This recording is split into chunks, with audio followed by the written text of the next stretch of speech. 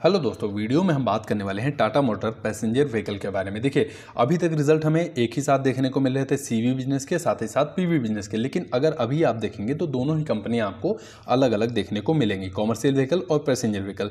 तो यहाँ पर कल हमें देखने को मिले थे टाटा मोटर कॉमर्शियल व्हीकल के नंबर, और आज हमको देखने को मिले हैं नंबर इनके पीवी बिजनेस के। यहाँ पर जेएलआर का भी नंबर आपको ऐड होता हुआ नजर आया है, जिसमें ईवी हो गया, जेएलआर का भी नंबर आपको दोनों ही बिजनेस का नंबर ऐड देखने को मिलेगा।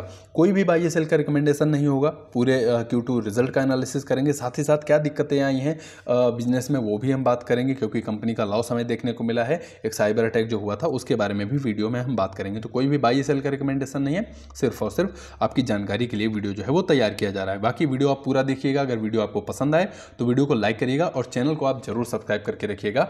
तो चलिए वीडियो की शुरुआत करते हैं सबसे पहले बिजनेस हाईलाइट के साथ। तो यहाँ पर अगर आप देखेंगे, कंपनी के ऊपर सबसे पहले डेब्ट के बारे में बात करेंगे, कंपनी के ऊपर कर्ज कितना है। देखिए, टाटा मोटर को मैं काफ़ी समय से ट्रैक कर रहा हूँ, और डिस्क्लेमर के तौर पे टाटा मोटर के शेयर मेरे पोर्टफोलियो में भी हैं और काफ़ी समय से हैं। तो यहाँ पर अगर आप देखेंगे तो एक समय ऐसा भी था जब कंपनी के ऊपर जो डेब्ट का नंबर था वो 64,000 करोड़ से भी ऊपर का देखने को मिल रहा था। लेकिन वहाँ से अगर आप देखेंगे, कंपनी ने डेब्ट लगभग 7-8 हज़ार करोड़ के आसपास जो है वो रखा था। उसके बाद फिर अभी आप देखेंगे जेएलआर के ऊपर थोड़ा सा इस साइबर अटैक की वजह से बिजनेस जो है वो डेप्ट का नंबर थोड़ा सा इंक्रीज हुआ है। तो लगभग 20,000 करोड़ का हमें डेप्ट कंपनी पे देखने को मिल रहा था, मिल रहा है अभी इस क्वार्टर में। बाकी डेप्ट की अगर हम बात करें तो सबसे ज़्यादा जेएलआर पे भी आपको देखने को मिलेगा, जो साइबर अटैक हुआ है। एक दिक्कत यहाँ पर और देखने को मिली है जेएलआर बिजनेस में। अब वो दिक्कत ये रही है कि जब Q4 के नंबर आए थे फाइनेंशियल ईयर 25 के, अब 25 के Q4 के टाइम पे अगर आप देखेंगे तो जो फाइनेंशियल ईयर 26 यानी जो प्रेजेंट टाइम पे फाइनेंशियल ईयर चल रहा है, कंपनी ने एबिट मार्जिन की जो गाइडेंस दी थी वो डबल डिजिट में दी थी, यानी कि 10% से ऊपर की जो है वो कंपनी ने गाइडेंस दी थी पूरे साल के लिए, FY26 के। लेकिन फिर कुछ समय बीतता है और शायद जहाँ तक मुझे याद है, माफ़ कीजिएगा, Q1 के बाद या फिर Q1 के आसपास ही कंपनी ने गाइडेंस को अपनी रिवाइज किया था, और फिर वो गाइडेंस कम करके 5 से 7% की गाइडेंस जो है वो कंपनी ने रखी थी एबिट मार्जिन की। अब यहाँ पर एक दिक्कत और देखने को मिली है कि कंपनी ने फिर से अपनी गाइडेंस में बदलाव किया, और अभी की जो गाइडेंस आप देखेंगे 0 से 2% की गाइडेंस हमें एबिट मार्जिन की देखने को मिली है। तो गाइडेंस अगर आप देखेंगे, कंपनी ने फाइनेंशियल ईयर 26 की लगभग 3 बार गाइडेंस अपनी जो है वो चेंज की है। तो ये दिक्कत हमें देखने को मिली है। अब ये गाइडेंस कब से ये बढ़ाना शुरू करते हैं, सबसे बड़ा ट्रिगर ये हमें देखने को मिलेगा, क्योंकि अभी आप देखेंगे साइबर अटैक हुआ था, और साइबर अटैक की वजह से काफ़ी समय से काम बंद चल रहा था, और 8 अक्टूबर से कंपनी ने फिर से जो है वो काम शुरू किया है। तो यहाँ पर अगर आप देखेंगे, उसकी वजह से गाइडेंस, लॉस, इन सभी पे काफ़ी ज़्यादा जो इम्पैक्ट है वो देखने को मिला है। Q1 Q3 की अगर सबसे बड़ी बात होगी, अगर ये गाइडेंस वहाँ पर बढ़ाते हैं तो सबसे अच्छा पॉजिटिव पॉइंट ये Q3 में टाटा मोटर पैसेंजर व्हीकल के लिए देखने को मिलेगा। अब सेल्स की बात कर लेते हैं। तो यहाँ पर अगर आप देखेंगे, पिछले कुछ समय से इनकी जो गाड़ियाँ हैं वो कम बिक रही थी, लेकिन अभी अगर आप देखेंगे तो यहाँ पर सेल्स का नंबर आपको इम्प्रूव होता हुआ नजर आया है। साथ ही साथ आप इलेक्ट्रिक व्हीकल को अगर आप ट्रैक कर रहे हैं, या फिर वहाँ का अगर मार्केट शेयर आप देखेंगे तो वो भी कुछ समय से कंपनी का मार्केट शेयर ईवी में कम होता हुआ नजर आ रहा था। लेकिन अभी अगर आप देख रहे हैं तो वहाँ पर भी नंबर में थोड़ा सा इंप्रूवमेंट हमें देखने को मिली है। तो एवरेज बेसिस पे अगर आप देखेंगे तो Q2 के टाइम पे लगभग 48,000 यूनिट जो है इन्होंने बेची हैं। एवरेज है, अब इसको आप 3 से गुणा कर लीजिए, लगभग आप देखेंगे, मैं आपको एग्जैक्ट नंबर ही बता देता हूं, यानी कि Q2 के टाइम पे आप देखेंगे तो 1,44,397 यूनिट इन्होंने गाड़ियां जो है वो बेची हैं। तो ये नंबर हो गया इस बार का। अब एक साल का पहले सेम क्वार्टर में आप देखेंगे तो 1,30,753 गाड़ियां इन्होंने बेची थी एक साल पहले सेम क्वार्टर में। वहां से ग्रोथ अगर आप देख रहे हैं तो लगभग 10.43% की ग्रोथ हमें देखने को मिली है, और 13,644 यूनिट इन्होंने ज़्यादा गाड़ियां बेची हैं इस क्वार्टर में। तो सेल्स का नंबर अगर आप देखेंगे तो यहां पर अच्छी चीज हमें देखने को मिली है, सेल्स का नंबर इनका इंक्रीज हुआ है। अब एक चीज इनके नंबर में और हमें देखने को मिली है, वो ये है कि फाइनेंशियल ईयर 24 के टाइम पे जितनी भी गाड़ियां बिकी लगभग 58% पेट्रोल व्हीकल थे इनके। लेकिन वहां से अगर आप देखेंगे, पेट्रोल का नंबर आपको कम होता हुआ नजर आ रहा है, और साथ ही साथ ईवी और सीएनजी में कंपनी की प्रेजेंस जो है आपको इंक्रीज होती हुई नजर आ रही है। अब देखिए, FY24 में आप देखेंगे 58% पेट्रोल व्हीकल बिके, FY25 में आपको 51% देखने को मिलेगा, और Q1 पे 50%, और Q2 के नंबर अगर आप आए हैं तो वहां पर देखिए लगभग 42% के आसपास व्हीकल पेट्रोल के बिकते हुए नजर आए हैं, जबकि इलेक्ट्रिक की अगर हम बात करते हैं तो 28% के आसपास रहे हैं, और इलेक्ट्रिक से ज़्यादा जो ग्रोथ हमें देखने को मिली वो है इनके CNG व्हीकल में। तो अच्छी खासी हमें ग्रोथ CNG और EV बिजनेस में इनके देखने को मिल रही है। अब चलते हैं इलेक्ट्रिक व्हीकल्स की तरफ। देखिए, इलेक्ट्रिक व्हीकल में टाटा मोटर की अगर हम बात कर लेते हैं तो आधे लगभग 50% के आसपास मार्केट शेयर हमें देखने को मिल रहा है। अब जब शुरुआत हुई थी, जब सबसे पहले इलेक्ट्रिक व्हीकल की गाड़ियाँ आ रही थी, जहाँ से मैंने ट्रैक करना शुरू किया था, तो ईवी में कंपनी का जो मार्केट शेयर था लगभग 82% के आसपास हमें देखने को मिल रहा था एक समय पे।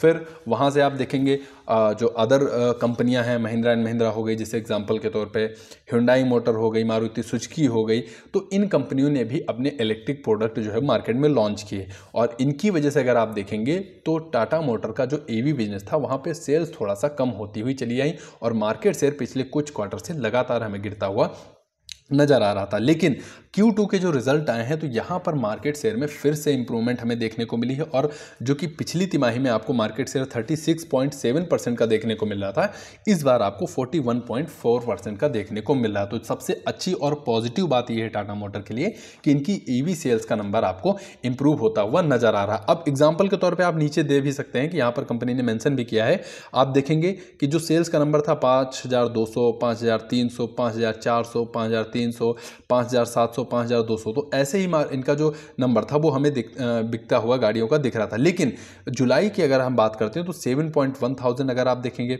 फिर वहाँ से 8,500, 9,200, 9,300, तो इस तरह से हर महीने इनकी सेल्स का नंबर जो है वो अच्छा बढ़ता हुआ नजर आ रहा है। तो ये कंपनी के लिए बहुत ही पॉजिटिव पॉइंट है। टोटल सेल्स अगर आप देखेंगे तो लगभग 24,900 गाड़ियाँ इन्होंने Q2 के टाइम पे बेची हैं, जो कि पिछली तिमाही में 16,200 गाड़ियाँ थी, और उससे पहले Q4 की अगर हम बात करते हैं तो 15,900 गाड़ियाँ हमें देखने को मिल रही है। वाई ऑन वाई बेस पे कंपेयर करेंगे तो लगभग 59% इनकी EV सेल्स आपको इंक्रीज होती हुई नजर आई है। तो ये हो गया इनका EV बिजनेस।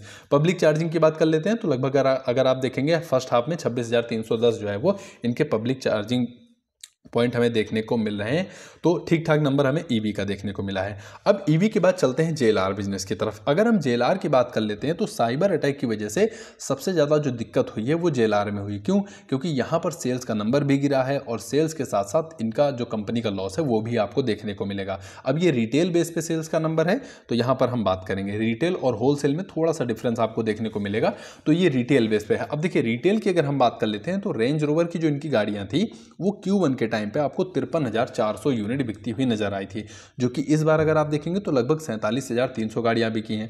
डिफेंडर की तरफ चलते हैं तो यहां पर भी सेल्स का नंबर Q1 बेस पे गिरा है, 27,500 से कम होकर आपको 25,400 देखने को मिलेगा। डिस्कवरी की अगर हम बात कर लेते हैं तो 8,300 से गिरकर आपको 5,900 देखने को मिलेगा।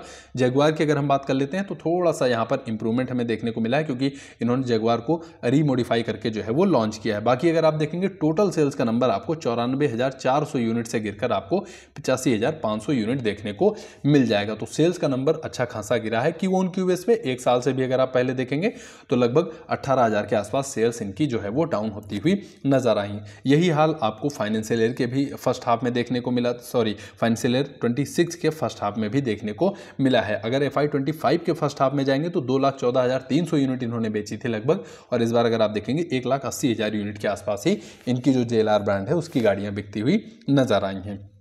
तो ये हो गया सेल्स का नंबर।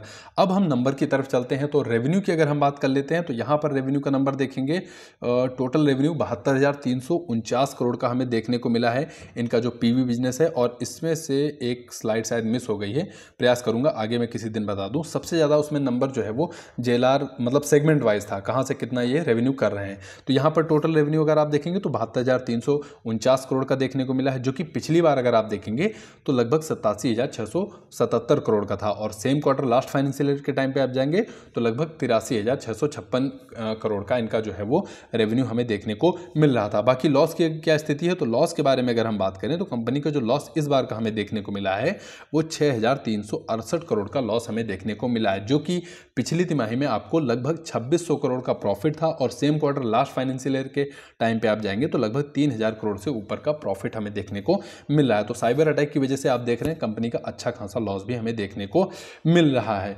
तो ये Q2 का रिजल्ट का अपडेट था टाटा मोटर पैसेंजर व्हीकल का। उम्मीद करता हूं आपको पसंद आया होगा। वीडियो वैल्यूएबल रहा हो तो लाइक करिए, शेयर करिए, कमेंट बॉक्स में कोई सुझाव उसको जरूर मेंशन करिए। साथ ही साथ चैनल को आप जरूर सब्सक्राइब करके रखिए। आपके कीमती समय के लिए आपका बहुत बहुत धन्यवाद।